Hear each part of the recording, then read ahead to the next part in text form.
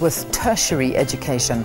Further education and training institutions are as much a piece of this puzzle as universities and matriculants are urged to consider this route. Most students are not aware of institutions around where they live and will opt for places far from their surroundings.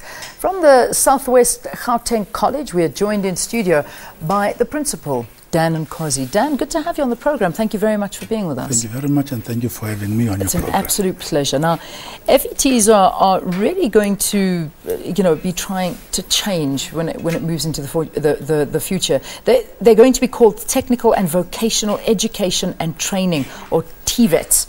Tell us about the changes. How are they going to affect the operations? It's a very significant change. For starters, I think the name TVET, Technical Vocational Education and Training, is more easy for people to understand. It gives the intent, the purpose of colleges. Colleges are about technical and vocational education and training. But besides that, it's also a fact that if you go to other parts of the world, it is in many countries in the world, they are using the word TVET. Okay. But beyond that name change, I think as FET colleges, a lot of strides were made by colleges. But now there's been a decision to move gear up, to raise the barometer. The expectation is for colleges to build more partnerships with industry, to be more responsive, to be more visible, to work on their program diversification in line with the economy all the time. So those are the things that are driving this change. One, there must be greater interaction between each college in the country and the economy. There must be greater partnerships between college and industry. And of course, all of us are about ensuring that our students move into employment quicker rather than later. Now, there are 6 under your domain, 6 campuses in the Southwest area. What's the demand been like this year? What are the numbers looking like for students? We have in the last 3-4 years, I think we're among the fastest growing colleges in the country.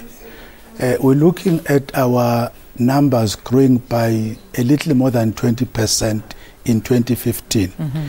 In 2011, our growth was by a huge 42%, followed by a growth of 20% in the intervening years. So unfortunately, even with this growth, you are still not able to accommodate all the students who come to our college. In fact, I think we are reluctantly having to turn back at least 3,000 students who came to apply in 2015. Yeah. And this after trying to stretch to see if we cannot accommodate as more of people as possible. I know that you offer a variety of programs, but one that's quite notable is that you've got primary agriculture, which only 3 other colleges actually offer. Who determines the curriculum? At this moment, our curriculum is determined by the Department of Higher Education and Training.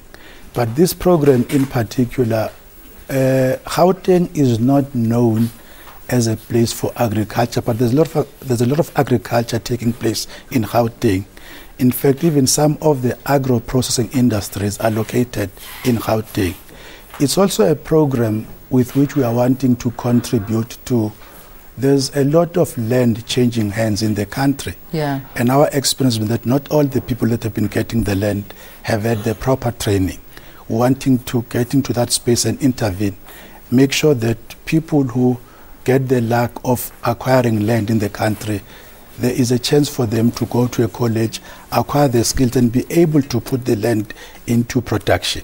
All right, let's leave it there for today. Thank you so much. Good luck for the year ahead. Thank you very, very much. And I'm happy to see that so many more students are going the route of TVETs now, something that I know that the Minister has been trying to push for a while. So South West Gauteng College, Principal Dan Nkosi here in studio with us. Thank you very, very much for being with us.